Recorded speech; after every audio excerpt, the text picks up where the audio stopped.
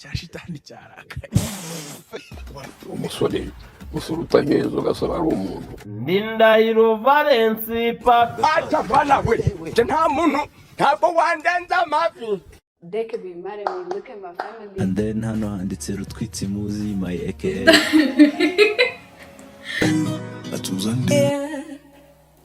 Work in China rather to be in Tata wafite karisimbi. Ndabikunda simbona.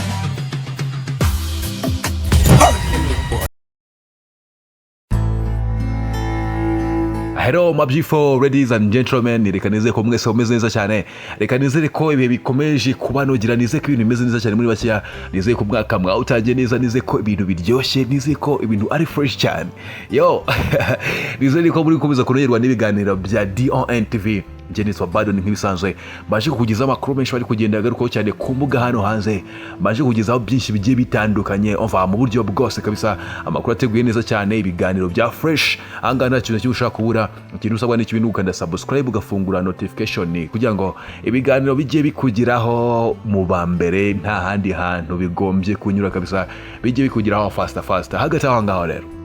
Ngira ngo amaze kubona ishusho bita Yago Pondati, wamaze kubona ndetse na Isa New Boy cyangwa se mwite Inyogoye.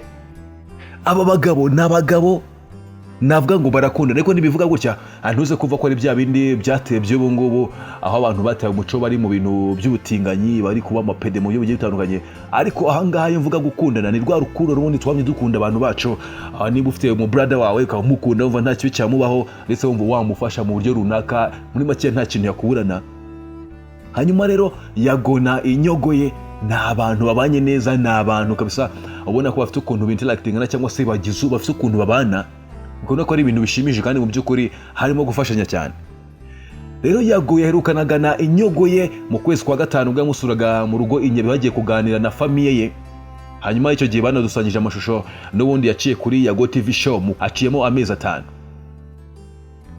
Icyo gihe rero Yago nibwo baherukaga kuganira nyuma, kuko Yago byaje kutagenda neza, birangiye ajya muri Uganda, aho yagiye nabwo bikaza guteza amagambo menshi ngo arahunze, ngo agiye mu biki n'ibiki, ngo aririza ibintu, n'ubundi icyo gihe byari bikomeye cyane kuri Yago, ari bihe bitoroshe. Ariko icyo gihe yaragiye arangije agira nyina akora utuntu twe, n'ubundi ibiganiro birakomeza birakorwa. Inyogoye asigara mu menyo ya rubamba, ni muri ko nabyita asigara mu bantu batavugaga rumwe na Yago, bamukoresha ibiganiro bamwe na bamwe, aganira nabo mu buryo bugiye butandukanye, ndetse bagashaka kumwinjira ngo bagire amakuru bamenya amututse wenda ajyanye na Yago. Ariko n'ubundi ugasanga nta bintu byinshi kumara batangariza, cyane ko ari umusore ukunda kuba ari kuganira n'abantu akazamo urwenya rwinshi cyane, ku buryo ushaka kujyana topic runaka ngo muyiganireho bikarangira nta kintu kimwe ukuyemo, ahubwo n'ubundi yazanye za stories ze zisekeje kugira ngo namwe mumumenyereyeho, ari nazo zagiye zituma mumenya izina rye cyane, ari byo byatumye agenda yamamara cyane. Uyu rero ni umugabo Yago yafashije mu buryo bukomeye cyane, mu buryo bwose, aho Yago yahuye nawe abana n'umugore, ariko nta batarigeze bakora ubukwe, nyine bibanira gutyo, kandi ari umugabo ubayeho nabi. Hanyuma rero icyo gihe Yago amuhindurira ubuzima, amukoreshereza ubukwe, arangije yamushingira business y'ubucuruzi yo kugira ngo abe yakora ajya abona amafaranga atunga umuryango, amushingira akabari n'undi muri kara gace tuyemo ka Nyabihu. Hanyuma arangije kandi aramwubakira muri ahantu hiza ho kuba, umusore ubuzima burahinduka cyane, kamukoresha ibiganiro bakabana, kagera i Kigali bakamarana igihe bari kumwe, abameze neza cyane, yaje gutakama amafaranga yo gucyura, ibintu biryoshye. Hanyuma rero abiza kurangira Yago agiye muri Uganda rero, bitewe nuko yaga nanyuzamo akamusura, ibintu bikagenda neza, akamenya life y'ukuntu imeze, akamufasha kureba iyo business ye nimba iri kugenda y'ubucuruzi. Hanyuma amaze kwigenda Yago rero, umusore nawe ubucuruzi bwe aragenda, amafaranga aririra, agira ate business isubira inyuma, hafi yo guhomba ngo birangire burundu. Hanyuma ubwo rero abantu bagira bati Yago buriya Yago yarakoze, yafashije uriya musore, ariko n'ubundi nta kintu bizamara, bitewe nuko atakimuri hafi ngo amufashe wenda gukurikirana iyo business, anakomeza kumugira inama.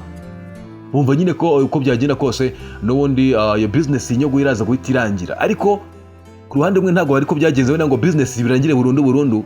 Ubu ngubu wenda ntabwo iki kuri level nk'iyo rero Yago agihari, ariko ntabwo nanone yahiye ngo birangirwe, ngo yarahombye bya burundu. Gusa n'undi business yasuye inyuma ntabwo nyine imeze neza uko yari imeze Yago agihari akiri kumufasha.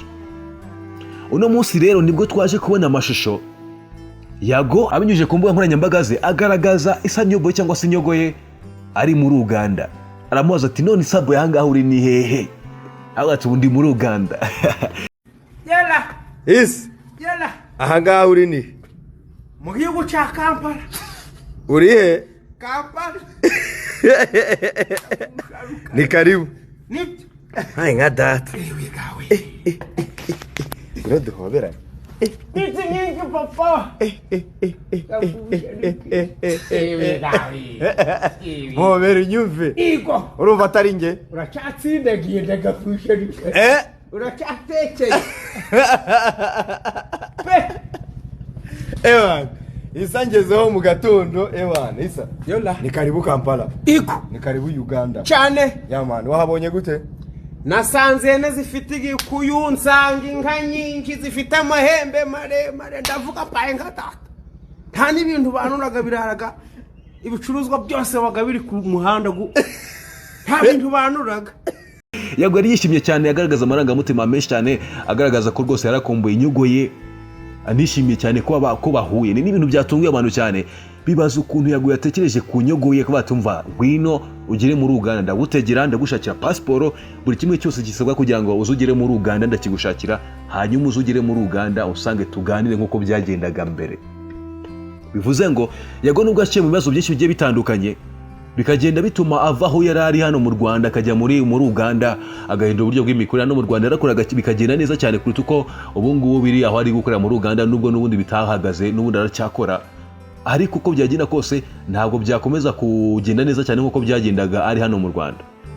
Ariko yaje kuba agaragaza ko yishimiye cyane guhura na Inyogoye, hanyuma abantu bagenda bati ni gute Yago yongeye gutekereza kujyana Inyogoye hari ahantu, kongera guhura nawe, kongera kumuspendinga amafaranga. Ibintu byiza cyane, ariko byese bigaragaza ko Yago haba ari mu buzima bwiza yabagamo hano i Kigali, haba ari mu bwo ari kubamo muri Uganda bwaba bwiza cyangwa se atari bwiza, azirikana ntabwo yakunze Inyogoye byo kuvuga ngo nuko ari hano mu Rwanda cyangwa ari mu bihe byiza by'ibisubizo, ahubwo n'ubu navuga ko ari mu bibazo cyangwa se akazi katari kugira neza nk'uko byari bimeze mbere. N'ubu ngubu amuzirikana kandi timva ko agomba kumufasha, atitaye ku mafaranga wenda ari buze, atitaye ku mafaranga wenda kubuze atitaye ku mafaranga wenda yibuze kumuspendingaho, yaba y'urugendo yaba yo kumutunga, kuko cyane ko buriya nta nubwo ashaka kujya muri Uganda ngo have gutyo nta kintu amuhaguma no kuma amafaranga wenda agira mu rugo akajya gukoresha mu buryo runaka. Ni ibintu rero birenze, kuko ntabwo ibingibi ari ibintu umuntu wese yapfa gukora. Twagiye tubona abantu bagenda bafata abana ngo bari kubafasha, ari kumufasha no wenda mu buhanzi, akamufasha ukwezi kumwe cyangwa se iminsi mike, yarangiza akamuta. Uwo mwana yanabona amahirwe yo kujya kuri mikoro, abandi bantu bakoresha ibiganiro bavuga turiya muntu yarabahemukiye cyane ku buryo utakumva, ku buryo tumaze gutandukana nagiye ngira n'ahantu njya gutera ikirenge ngasanga yasibiye amayira, ngasanga avuye yageze bati uno muntu ntazinjanga ntazagira ikintu n'ikindi kimwe azana ngo mumufashe, ntazagire service mumuha bitewe n'imbaraga z'amafaranga. Niba hari amafaranga yatanze akavuga ati ibintu ntibizongere, ko uno mwana ntazongeye gutunguka kabisa. Ariko Yago yafashe Inyogoye aramutegera amujyana muri Uganda, avuga ati ngwino tuganire, uzengurutse umujyi ngutembereze, ngo amafaranga utahe urye neza, ibintu biryoshye. Hagati aho ngaho rero Yago yaje kuba kimaka. Nawe ngira ngo niba uri kubyumva neza cyane, niba uri gushyira muri logique uri kubyumva neza cyane, ko ibyo ngibi atari umuntu wese wabikora, ntabwo ari umuntu wese wabikora nta zindi nyungu abifitemo. Icyo rero ni bimwe mu bintu biri hano ku mbuga Yago yakoze bikaza kuvugisha abantu benshi, bikagaragaza kandi ko Yago ari umuntu uzirikana, ari umuntu muri make yawushyira mu gaciro.